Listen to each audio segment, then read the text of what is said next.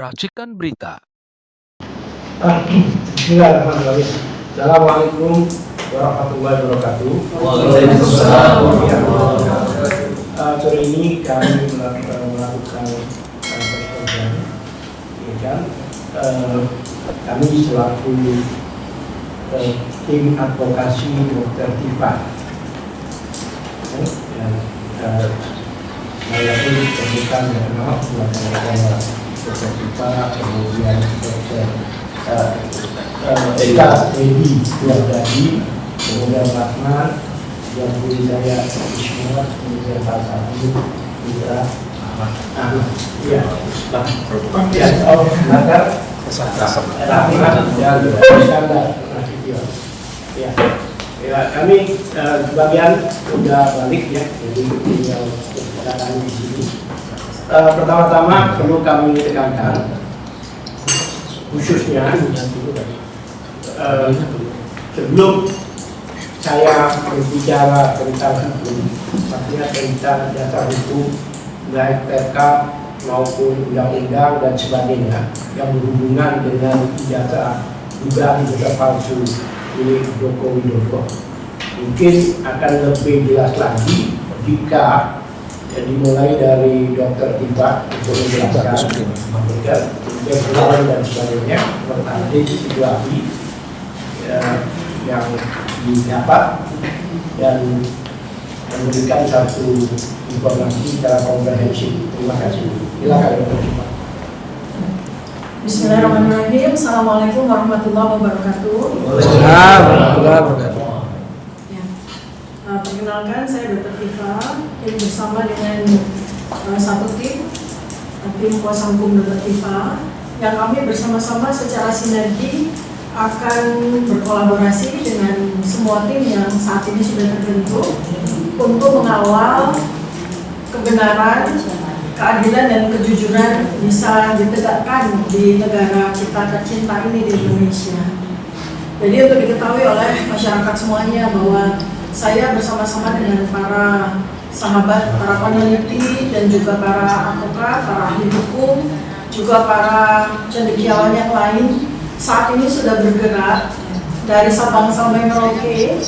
Barusan saya juga mendapatkan sebuah penguatan dari para purnawirawan jenderal juga, kemudian juga Kapak ITB sudah bergerak, keluarga alumni dari ITB, kemudian juga keluarga alumni dari UI yang bergabung di UI Watch itu juga sudah menyatakan dukungannya, termasuk juga Pak Bupati Jakarta, dan sebentar lagi nanti kami akan ke Surabaya juga, dan insya Allah akan ke Makassar. Jadi tim kuasa hukum Dr. Tifa ini juga terdiri atas berbagai macam komponen ahli hukum, baik dari Jakarta sendiri maupun dari Jogja, dari Solo, bahkan sampai dari Makassar.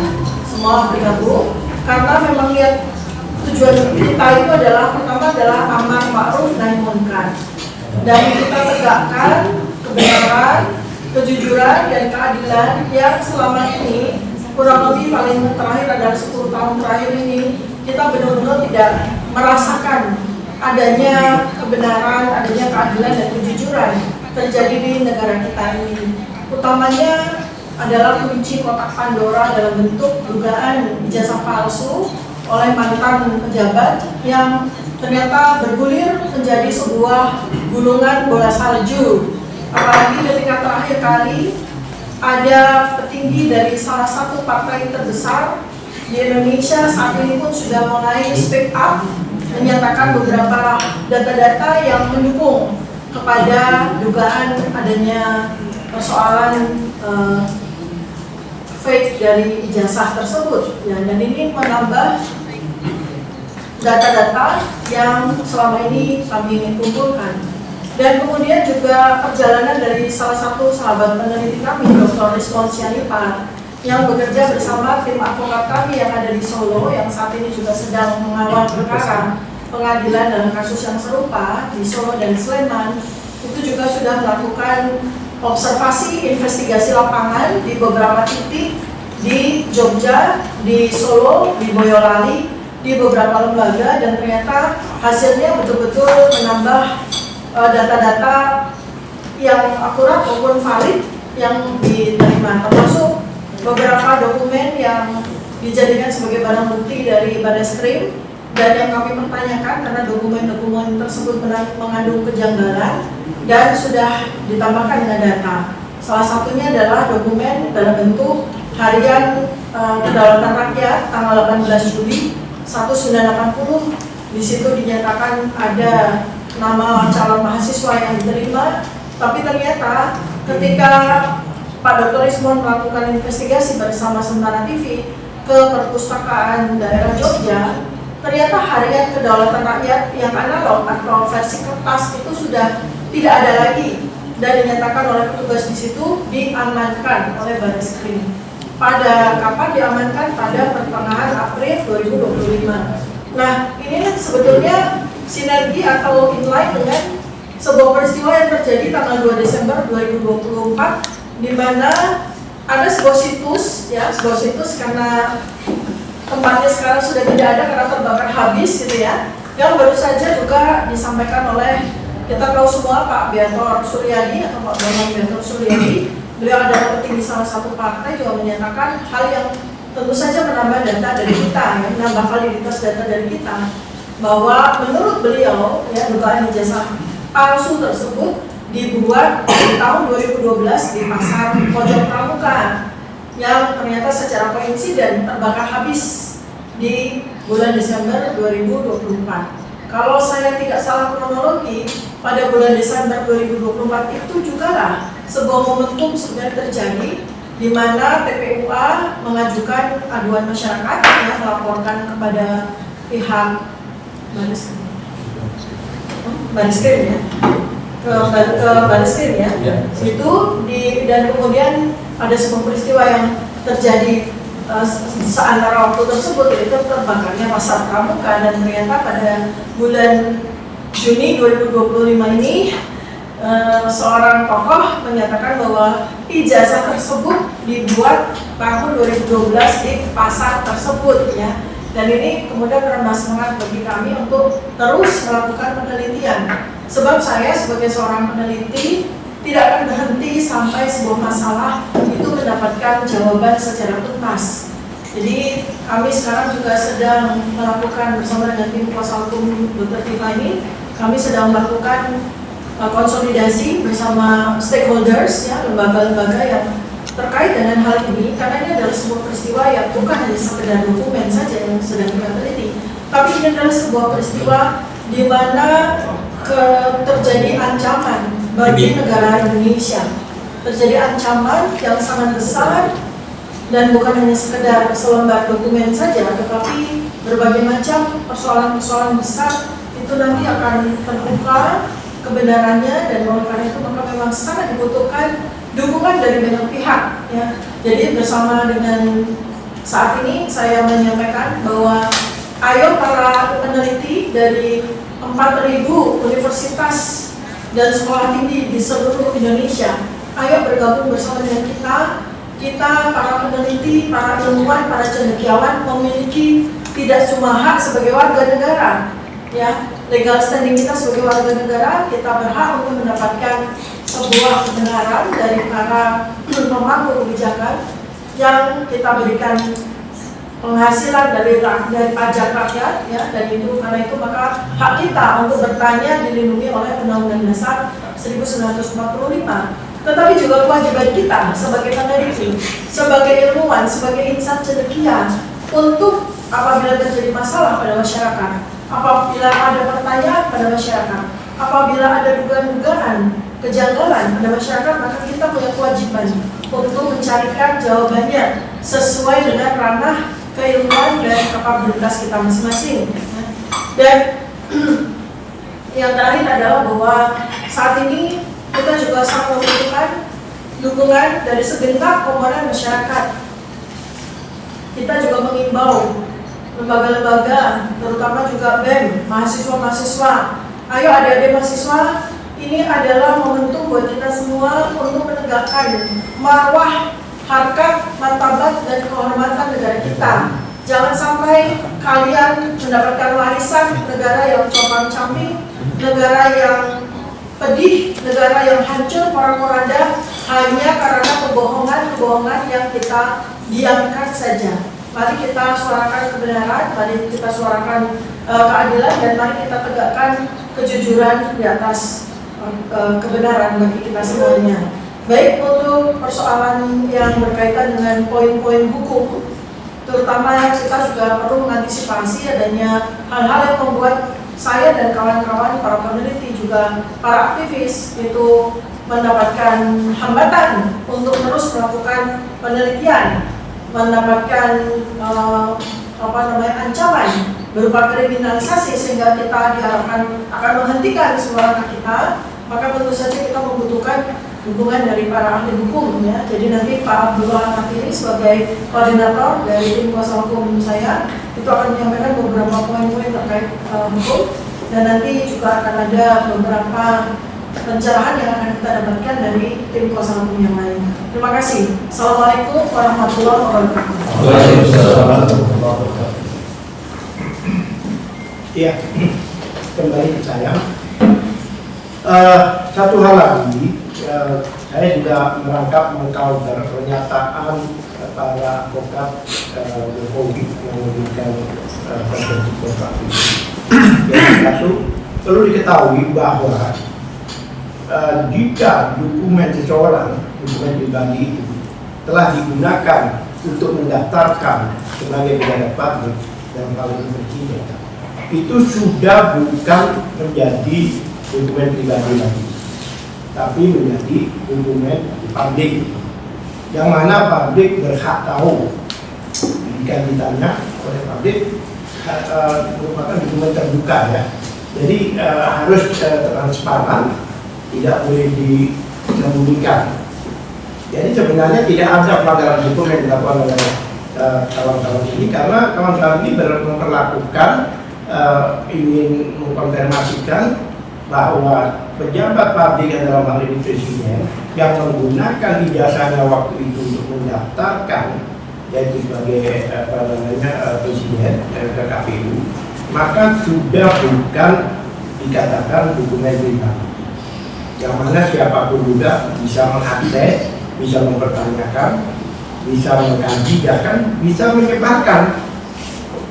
Bayangkan saja, setiap pejabat publik, baik itu menteri, DPR, kemudian presiden, gubernur, bupati, itu jangankan ijazah, hartanya pun itu harus dideklar, harus disampaikan pada masyarakat, harus diuji. Supaya apa? Supaya masyarakat tahu dan bisa mengukur sebelum dia menjadi pejabat berapa, setelah menjadi berapa. Itu merupakan kontrol sosial. Nah, ini yang menjadi agak bingung, ya kan? Sebagai lembaga-lembaga publik dalam hal ini seperti KPU, kemudian UGM bisa katakan lembaga publik, kan? Jadi kita yang universitas negeri, universitas publik. Nah, ini tidak mau menyampaikan apa-apa yang dipertanyakan, kita bayurkan. Ya, sebenarnya itu diatur oleh undang-undang. Contohnya, ya, kalau kita kembali ke Undang-Undang Dasar pasal 1 ayat 2 itu mengatakan bahwa kedaulatan itu ada di tangan rakyat. Kemudian kita kembali ke Undang-Undang Keterbukaan Publik, Undang-Undang 14 tahun 2008, itu jelas juga dalam pasal 2 yang dimaksud informasi publik itu adalah termasuk dokumen administrasi publik. Itu pasal 2 menyatakan begitu.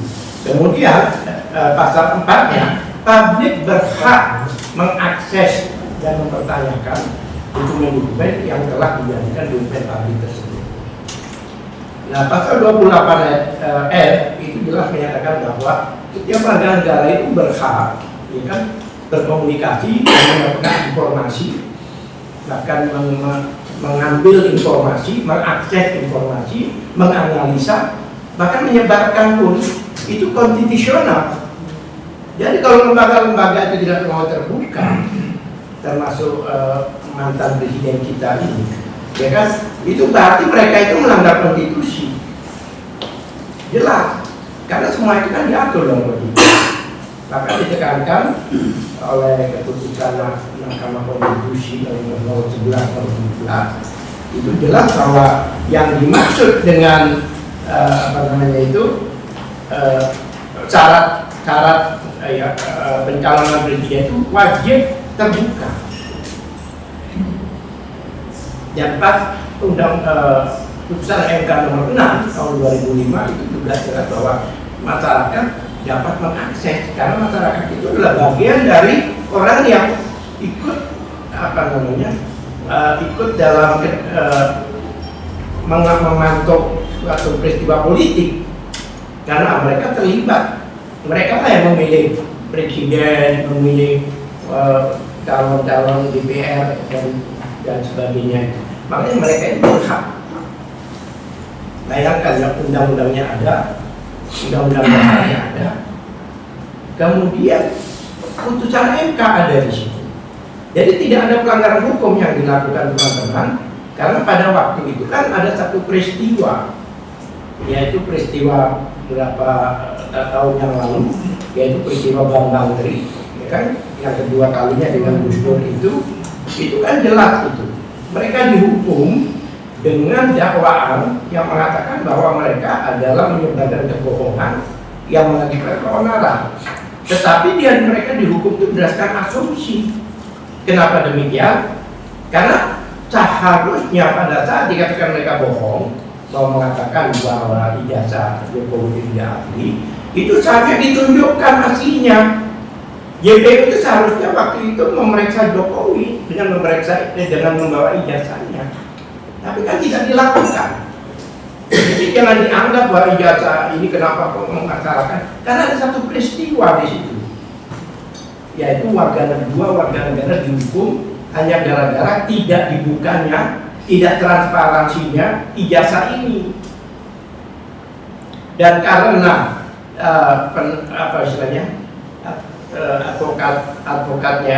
advokasinya atau kuasa hukumnya pada waktu itu adalah dari TPUA, makanya TPUA karena setelah persidangan itu mereka mempertanyakan, memastikan, mentabayurkan. Mereka datang ke UGM bersurat, kemudian berencana datang ke Jokowi juga bersurat, bahkan karena rombongannya agak banyak memberikan satu pemberitahuan kepada kepolisian. Ini dunia apa nih?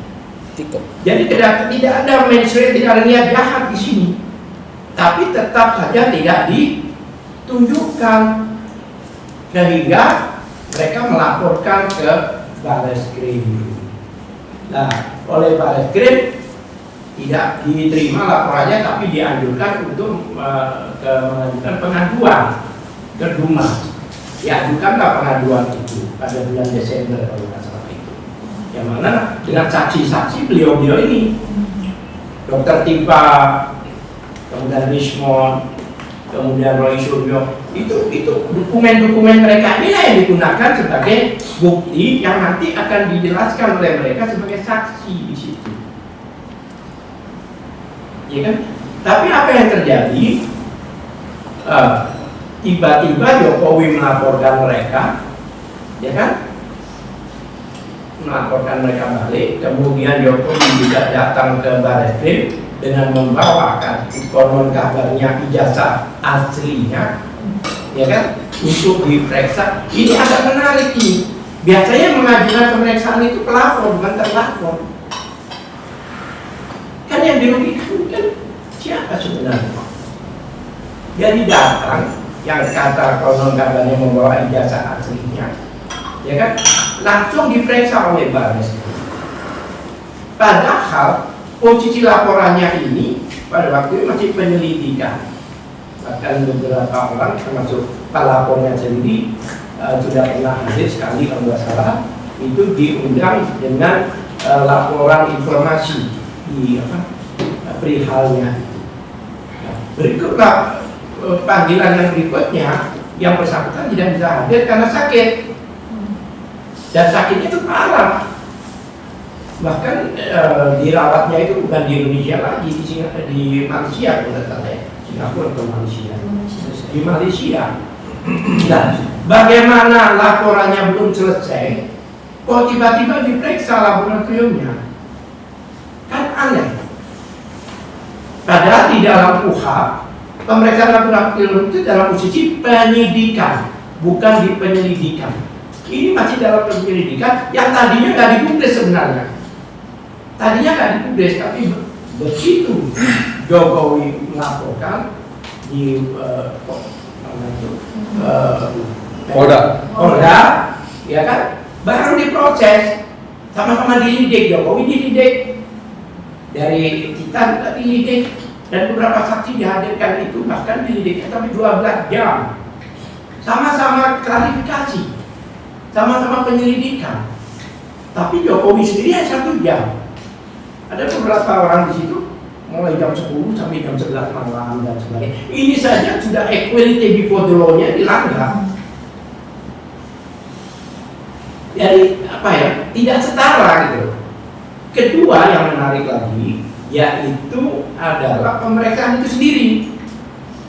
Kenapa saya katakan demikian? Pemeriksaan itu ada aturannya.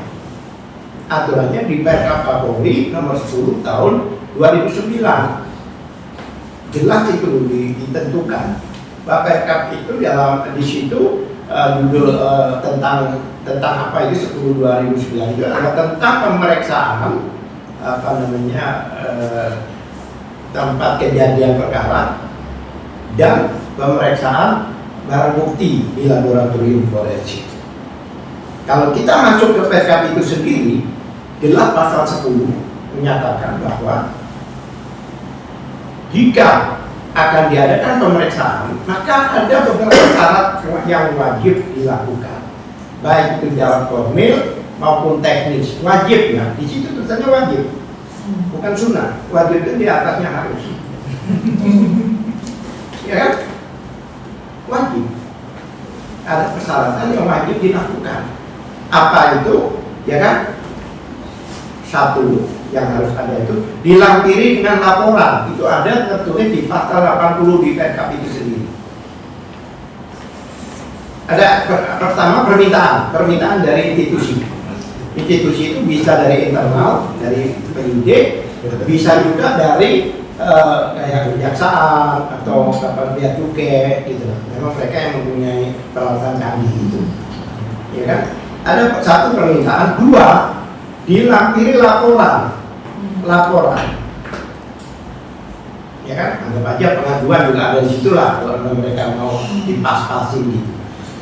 Itu harus ada di dalam laporan itu atau pengaduan itu ada nomor laporan, itu pasti. Masa laporan nggak ada nomornya? Dan merujuk ke perbuatan pidananya apa?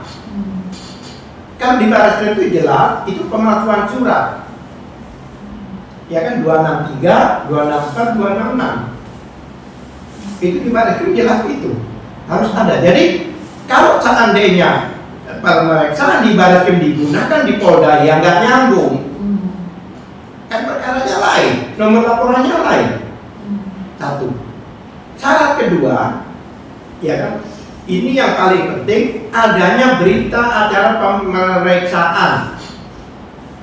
Bagaimana ada berita acara pemeriksaan? Pemeriksaan yang belum selesai diperiksa.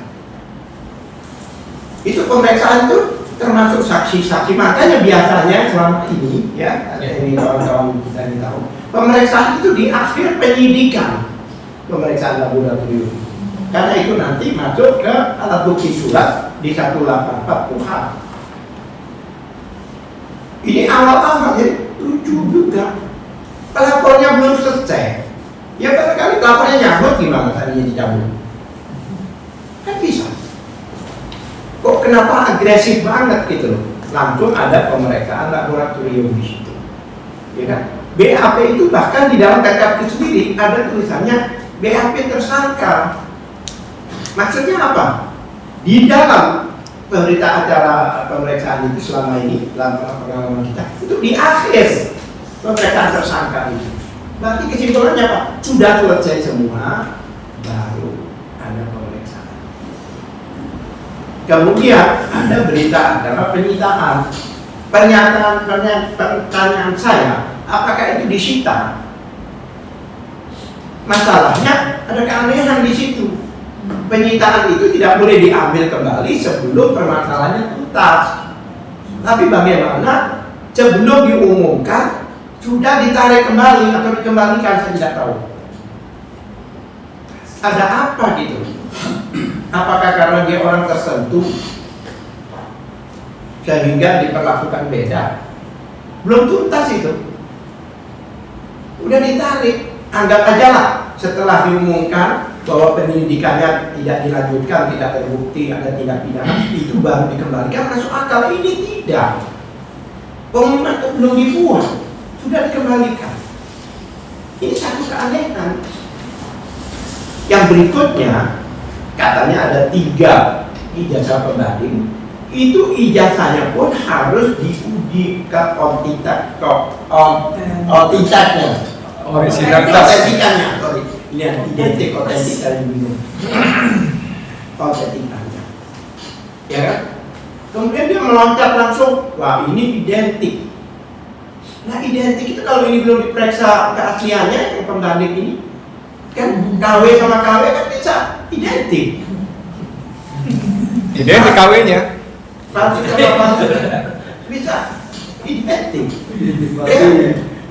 Sekarang ada HP dua-duanya palsu, identik nggak? Identik. Ya kan? Palsunya. Lah itu, bagaimana mungkin ada puluhan temannya hanya 3 orang yang diperiksa? Dan satu hal lagi yang membuat kita bertanya-tanya, pada waktu itu ada 20 temannya menunjukkan ijazahnya. Ini saya satu angkatan dengan Jokowi, ijazah saya sama dengan. Kenapa dia nggak ada di situ? Itu kan big question mark, ada apa? Waktu pengumuman tanggal 22 itu ya? Ya iya, waktu 20 orang nyejer itu, ada sekitar 20 orang menunjukkan ijazahnya, kan aneh. Iya kan? Kenapa dia tidak menunjukkan juga? Itu kan perlu dipertanyakan. Ya kan? Lah, syarat-syarat itu semua, ya kan? Itu harus dilampirkan di pasal 10 itu untuk pemeriksaan laboratorium. Jika ada satu dari syarat itu tidak terpenuhi, maka harus dikembalikan. Siapa yang bicara? Yang Perkap itu sendiri. Harus dikembalikan. Diberi waktu 14 hari. Jadi KP 21 itu. Diberi waktu 14 hari. Setelah itu kalau tidak lengkap dikembalikan lagi. Itu pun 14 hari lagi. Iya, itu pasal 10, coba dibaca bersama-sama. Ditolak lagi. Kalau tetap tidak lengkap, tidak diperiksa, dibalikin, selesai. Ya kan? Itu perlu ditekankan. Jangan lupa pelapornya Egy Sujana. Dan dia belum diperiksa tuntas, masih sakit. Baru beberapa hari sudah dilakukan pemeriksaan laboratorium. Kami sendiri teman-teman ini ada yang 4 tahun belum diproses sampai sekarang. Ada 5 tahun belum diproses sekarang. Kurang sajen. Lah ya, itu sudah pelapornya udah lengkap loh ya. Ini pelapornya belum lengkap. Ada apa gitu? Itulah yang dipertanyakan oleh Badan Besar Masyarakat Indonesia. Saya dulu pelapor puas. Iya. Waktu dia persekusi di Bali tahun 2017 sampai sekarang. Iya. Semua orang tahu yang puas di. Nah, sekarang berikutnya, TPUA ini sudah dilidik juga seperti Jokowi dilidik, TPA dilidik juga, ya kan? Dilidik. Nah, menurut Undang-Undang Nomor 31 2014 itu jelas, yaitu Undang-Undang Perlindungan Saksi dan Korban pasal 10 jelas menyatakan jika ada, ya kan, yang melaporkan, lapor, kemudian saksi-saksi dan sebagainya, ya kan, pelapor itu tidak boleh dilaporkan kembali dengan pasal pencemaran nama baik. Nggak boleh, harus ingkrah dulu ini. Pasal 10 ayat 2 itu menyatakan bahwa jika ada laporan, baik itu saksi, baik itu pelapor, saksi pelapor dan sebagainya, ya kan, tidak bisa diproses, digugat baik terpidana maupun terdakwa, ya kan, dan wajib ditunda. Undang-undang loh ini, undang-undang, bukan Perkap lagi, wajib ditunda sampai inkrah. Bayangkan, ini harus dipersidangkan dulu, harus ada banding dulu, harus ada kasasi dulu, harus ada putusan, baru bisa melaporkan yang lain. Jadi orang-orang ini dilaporkan posisi mereka sebagai pelapor dan sebagai saksi. Nah sekarang kita sepakat apa? Untuk melanggar hukum bareng-bareng. Jelas membuat undang-undang ini DPR, makanya DPR ini seharusnya sudah harus apa ya istilahnya proaktif lah, panggil mereka, panggil kita bergelar di Komisi 3, kami siap seperti itu. Nah, terlalu panjang karena ini banyak teman, ya kan? Sampai di sini, mungkin dilanjutkan oleh teman. Terima kasih. Baik, terima kasih. Assalamualaikum warahmatullahi wabarakatuh. Nama. Ya mungkin sudah cukup jelas bagaimana. Nama. Saya Ismail Syafruddin, juga sebagai kuasa para terlapor, juga sebagai salah satu pengurus di TPUA. Jadi komplit kita bisa menjelaskan secara detail bagaimana sebenarnya kasus ini. Ya. Tadi itu sudah dijelaskan kawan kita Tifa sebagai terlapor dan sebagai peneliti selama ini, juga kawan kami koordinator kita Abdul Ghani dari segi hukum ya. Kalau saya mungkin menambahkan itu mungkin dari beberapa peristiwa. Pertama, kenapa mesti kasus ini dibuka kembali?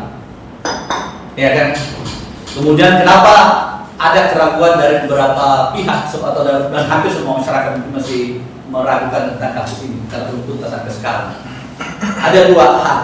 Pertama, mungkin saudara Jokowi sendiri mungkin kita harus melihat bagaimana karakteristik beliau, juga karakteristik Polri semenjak Pak Presiden Jokowi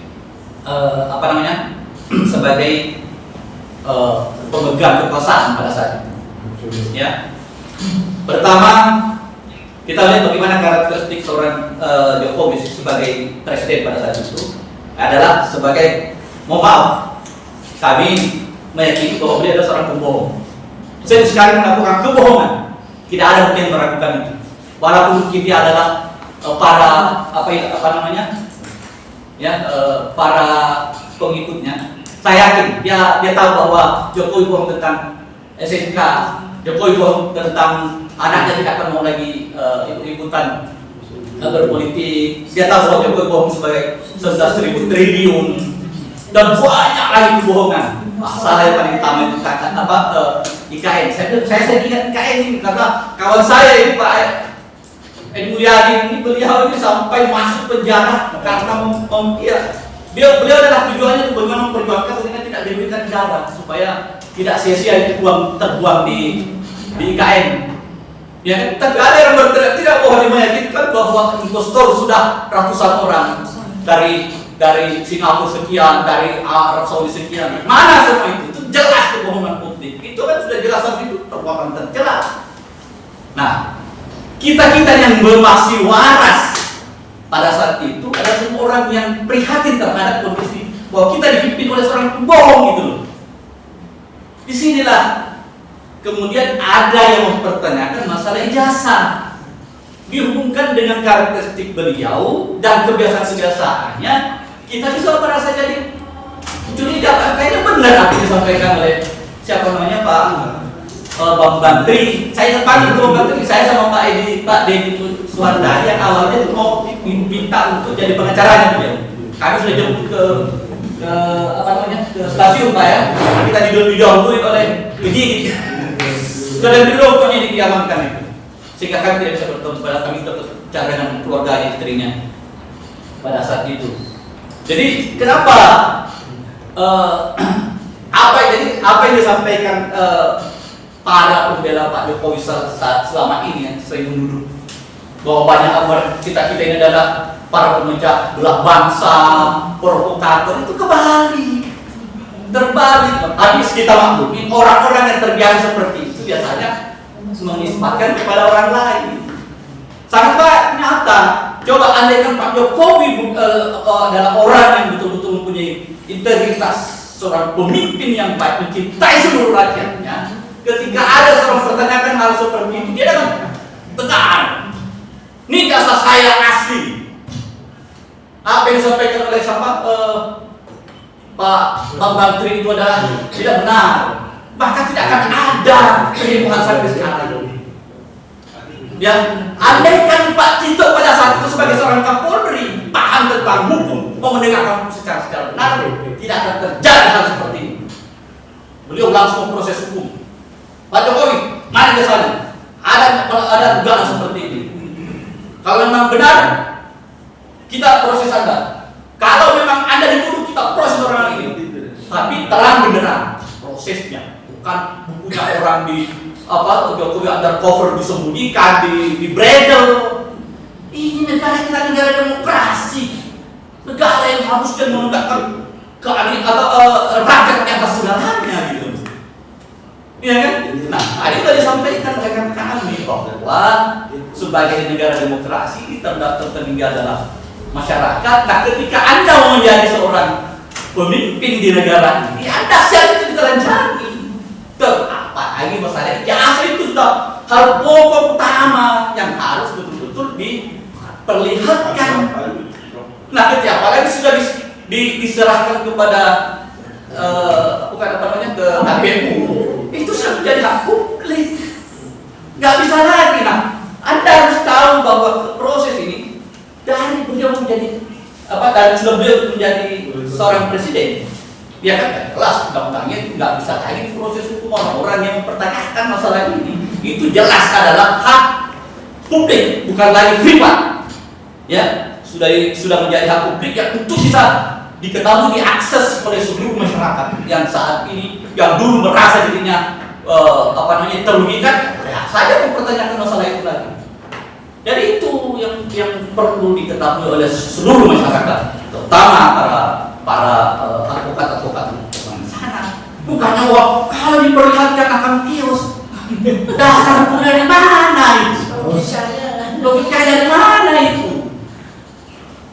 Ini yang perlu harus kita betul-betul memperhatikan secara jelas gitu. Jangan cuma asal cuap-cuap, asal ngomong.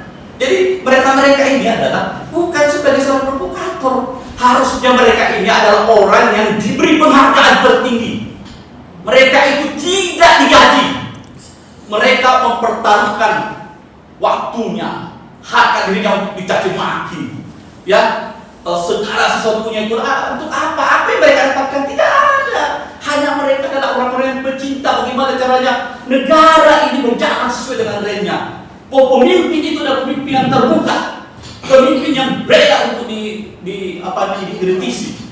Ya, bahwa negara ini adalah negara hukum, bahwa orang yang dicurigai seperti ini harus diproses hukum. Mereka lah orang-orang yang seperti ini yang harus kita jadikan panutan, bukan menjadikan musuh bersama, bukan dibully. Mana orang-orang yang mempertahankan ketidakadilan, ketidakbenaran, ya. Saya adalah sahabat teman ini harus tahu bahwa TPUA dan teman-teman advokat kebanyakan mereka adalah para pejuang yang pada saat itu bagaimana rasanya mereka membela orang-orang yang dikriminalisasi oleh Pak Presiden Jokowi. Kami dulu bagaimana imam kami Habib Rizik, ya, di proses hukum di Jawa Barat, ya hanya karena berpendapat bahwa Pancasila itu telah diokok-okok oleh tidak sepakat dengan apa yang disampaikan oleh beberapa pihak, ya. Itu kan demokratis dulu dan sobat delik. Nah, kita berharap pada saat zamannya rezimnya Pak Prabowo ini tidak lagi seperti itu, dan sekarang kelihatannya alhamdulillah ada ke sana gitu loh. Kita bagaimana melihat KM 50 diputarbalikkan, seorang korban menjadi seorang penjahat. Ya, direkayasa semua bagaimana CCTV bersamaan ratusan sampai ribuan tiba-tiba mati. Ya, nah, karena di depan mata itulah spesialis kasus ada dua pihak yang kita lihat, Pak Jokowi dan Baris Krim pada saat itu. Ya, kita mencintai polisi, bagaimana menjadi polisi yang benar. Kita mencintai negara kita supaya ditegakkan hukum yang sesuai dengan koridor hukum yang ada. Makanya berbahagia orang-orang yang masih mau bicara seperti ada yang mau bicara seperti ini gitu. Ini yang berubah. Kita melihat bagaimana seorang Novel Baswedan, penegak hukum, ya, pada saat itu terkenal adalah orang yang lurus, yang berani menangkap para pencuri negara yang sebagaimana kita lihat sekarang ini ribuan triliun diakui oleh mereka. Oleh siapa? Para pendukung dan para orang-orang Pak Jokowi yang dekat pada saat itu. Nah, anehnya, makanya kenapa kita lihat pihak kepolisian menghukum orang yang seorang pejabat kemudian disiram air keras, kemudian direkayasa kasusnya hanya mendapatkan 1 tahun. Ya, tapi kita berharap kayaknya ada titik cerah ketika zamannya Pak Prabowo ini, seorang novel Baswedan yang di zaman dulu dikriminalisasi, mau ditangkap pada saat itu, dianiaya, digebukin, dipecat dari KPK. Alhamdulillah saya lihat ini dijadikan wakil staf sus ya, Satgasus.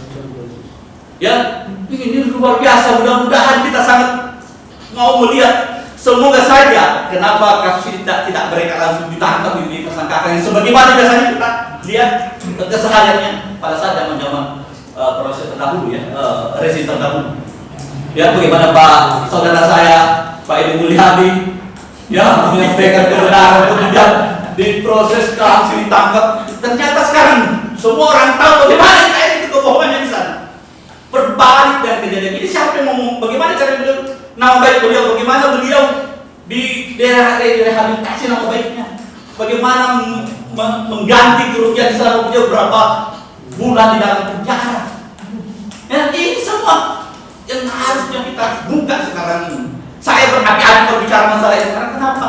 Kita pelaku, kita yang langsung bagaimana rasanya ditersakiti ketika hukum itu dipermainkan oleh beberapa pihak. Jadi tolong teman-teman baris krim, teman-teman pihak kepolisian, jangan tersinggung. Semua orang bicara tentang masalah ini dan menginginkan polisi itu menjadi baik karena mereka adalah orang yang mencintai, bukan orang-orang yang penjilat yang sebagaimana menjerumuskan kalian kepada kejelekan.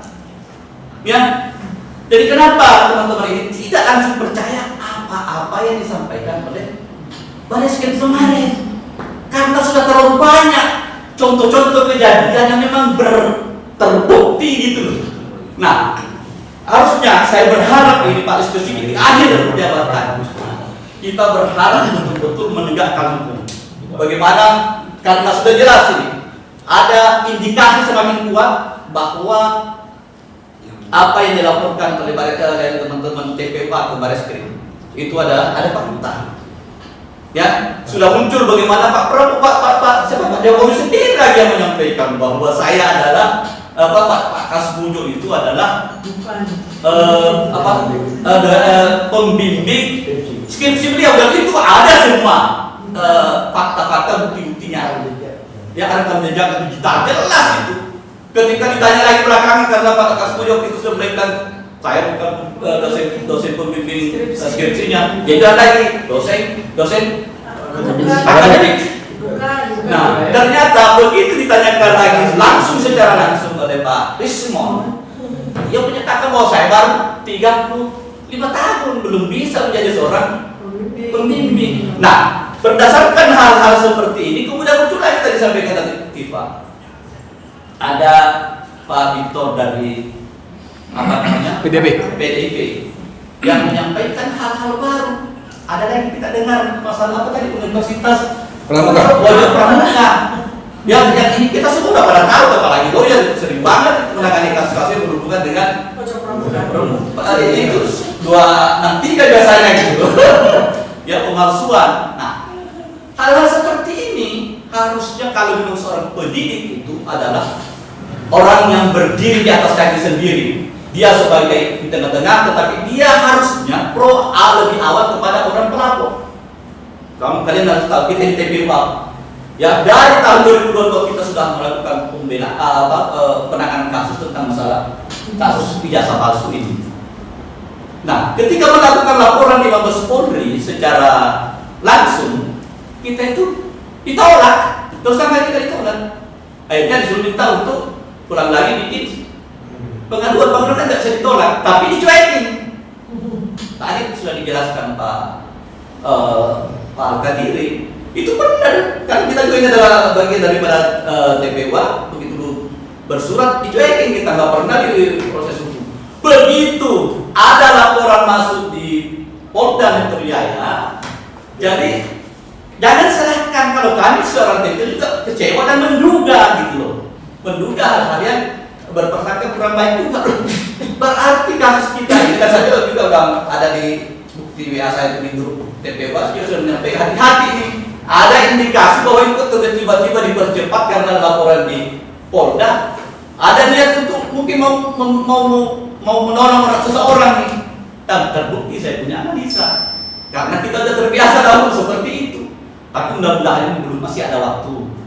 Pak Listio Sigit sebagai seorang Kapolri, insya Allah kemarin juga sudah mengeluarkan statement karena masih ada satu fase yang bisa meluruskan kasus ini adalah bagaimana membuka kasus ini kembali. Dengan kita dan teman-teman dari TPWA itu sudah mengajukan permohonan untuk dilakukan gelar perkara khusus. Ya, supaya apa? Kami juga diberi kesempatan untuk mengajukan bukti-bukti, mengajukan ahli. Karena apa? Kami berani menyatakan hal seperti ini kalau ini hasil lekor forensik dari Bareskrim Polri itu dianggap adalah menyatakan bahwa identik. Tapi dia di sini berbicara adalah sebagai ahli juga ya. Di sisi lain kami juga sudah mengajukan ahli, ada 2 orang ahli yang juga tidak diragukan bahkan sampai ke luar negeri. Ada namanya Baris Musaid jadi pas sama Roy Suryo, kemudian dibantu peneliti Tiba. Makanya kenapa kita dengan perbandingan secara hukum itu harusnya adalah sama. Ya, bukan bahwa lebih tinggi kedudukannya forensik Bareskrim, tidak. Karena Pak ini kan ada hasil temuan atau hasil pemeriksaan dari ahli. Masing-masing ahli manusia juga yang diperiksa. Tempat kita juga manusia yang memang malah sudah dokter dan dokternya juga luar negeri gitu loh, yang menyampaikan bahwa beberapa kejanggalan dan ketidakidentikan malah kembali ada lagi nih. Nah ini yang pasti lebih diperiksa lagi. Nah sehingga kami ada dugaan yang lebih mencurigakan lagi ketika ijazah asli tidak dimunculkan. Ya, mungkin mereka mengkhawatirkan karena apa? Seorang Roy Suryo sudah mengeluarkan hasil pendapatnya tentang sebuah foto ijazah yang diunggah oleh saudara Sandi. Itu diyakini sebagai jasa palsu. Ya, ada beberapa indikasi. Kemudian setelah Bareskrim melakukan konferensi pers, mengeluarkan lagi ijazah dan sama. Kemudian didapatkan juga hal yang sama bahwa ada beberapa yang dan itu jauh itu saya sebagai seorang lawyer berterima kasih kepada para ahli ini yang baru kita juga dapatkan bahwa ternyata agak lebih mudah sebenarnya untuk mengetahui, lebih masuk akal dan itu bisa dipelajari semua masyarakat. Apa itu? Adalah mensejajarkan ada beberapa yang dimaksud sebagai identik. Kan gampang sekali tuh. Ternyata logo dengan huruf-hurufnya ini berbeda sekian ini aja, berarti kan nggak mungkin asli, nggak mungkin identik dengan yang satunya ternyata. Itu jauh lebih gampang daripada teman-teman dari Bareskrim cuma menyampaikan identik tidak menyampaikan tentang bagaimana metode ya proses pemeriksaan yang menyatakan itu adalah sebuah identik, bukan cuma hanya pernyataan gitu ya. Ini kan gampang kita ini. Mungkin begitu dari saya dan insyaallah begini yang paling terakhir mungkin saya sampaikan, kalau memang kasus ini harus dipaksakan naik sebenarnya minta tolong kepada pihak Polri, silahkan mungkin supaya apa, silahkan ada proses hukum tetapi betul-betul sesuai dengan aturan hukum yang ada ya, pasal 31 pasal itu 323 satu-satunya ya. Itu 3235-nya itu kan nggak ada hubungannya sebenarnya dengan kasus ini. Dan tolong nggak usah ada penangkapan lah. Ya, janganlah itu hanya sebagai penangkapan. Supaya apa nanti? Kalau ini diproses hukum, kami pengacara itu ada 75 orang. Ya, mungkin nanti kan tidak bisa diwakili lagi. Tidak ada lagi yang dampingi Pak Jokowi untuk ada di sidang. Ini nggak ada kok ini Pak Katiri kalau dia bertanya itu bisa Tanya ada Pak Hasto bagaimana waktu ketika Pak Hasto jadi saksi waktu dia melaporkan siapa namanya Pak Alban Tanjung. Saya aja boleh ada, masih ada saya punya apa namanya videonya itu ada. Kami sampai malam itu kita tanya-tanyakan orang-orang yang apalagi Pak Jokowi nanti 75 orang, satu orang 1 jam aja, berapa hari kita bisa tanya-tanya. Jadi dia tidak akan didampingi oleh siapa. Nah saya yakin ya dia akan menyesal untuk melanjutkan ini kasus kalau sampai dia harus didampingi, blunder lah ya. Tapi Dia tuh yang menyesal Jokowi ya. saya yakin dia menyesal kalau dia sampai harus hadir di. Jadi kalimatnya Jokowi akan menyesal gitu ya. Ya saya rasa Itu menyesal juga. kalau ini di proses hukum ini karena apa? Dia harus hadir dan tidak bisa didampingi oleh pengacara lagi. Akan blunder situ nanti. Kan ingat bagaimana waktu abang kita diperiksa di pengadilan Jakarta Pusat pada saat itu kan para saksi pelapornya juga kan main semua yang sebenarnya tidak bisa dibuktikan, tapi ya karena Kekuasaan. kekuasaan yang seperti itu. Tapi ya benar, kita semoga saja kita berharap bahwa pihak kepolisian sudah kembali kepada habitatnya, tidak lagi mengulangi hal-hal yang sebagaimana tadi yang kita sampaikan dan itu di depan mata. Dan apa yang kami sampaikan jangan hanya itu bahwa memprovokasi untuk membenci kepolisian. Saya bicara fakta. Kita menginginkan pihak kepolisian itu jadi lebih baik dari dulu. Ya, kita menginginkan bagaimana pihak kepolisian supaya apa? Negara kita jadi aman. Investasi yang masuk ke Indonesia. Kasihan Pak Prabowo yang sekarang ini untuk menjalankan pemerintahan secara bebas saja sekarang kita kesulitan keuangan karena ini gara-gara siapa? Utang dalam juga banyak, uang yang ada di kas sekarang ini untuk membiayai bayar gaji pegawai saja agak kesulitan kita, orang murah para tadi ini aja kesulitan. Itu gara-gara siapa? Nah, ketika kalian memprotes ini, jangan kalian menganggap bahwa kami adalah orang-orang yang sakit hati, orang-orang yang iri sama Pak Jokowi. Kami adalah orang-orang yang waras, yang tidak terima negara kami dimiskinkan, tidak terima negara kami dijadikan kecil seperti ini, dibohongi terus menerus gitu loh. Jadi demikian mungkin dari saya. Para kelapik, semoga negara kita menjadi negara bangga terkait orang juga. Amin. Baiklah, terima kasih. Itu tadi adalah unek-unek lah, jadi tidak begitu ya, dari rekan-rekan. Karena kami ini sudah terbiasa mengatasi perkara-perkara ini, sudah terbiasa. Sejak 2017 ya inilah yang dari berhadapan dengan hal-hal yang aneh-aneh. Ya. Terima kasih. Tapi dikit mungkin saya dapat informasi dari Pak Sadi tentang adanya berita bahwa ternyata Pak Xi Jinping saat ini di tahanan rumah dan kasusnya itu berhubungan dengan utang-utang dengan negara Indonesia pada saat dipimpin oleh Pak Jokowi. Kalau itu benar, ya kita berharap para petinggi untuk bisa melakukan proses secara ini supaya negara kita betul-betul tetap eksis, tetap negara kita sampai anak cucu kita nanti bisa menjadi lebih baik daripada apa yang kita rasakan. Demikian, mereka lagi. Wabillahi taufiq wal hidayah. Wassalamualaikum warahmatullahi wabarakatuh. Waalaikumsalam warahmatullahi wabarakatuh.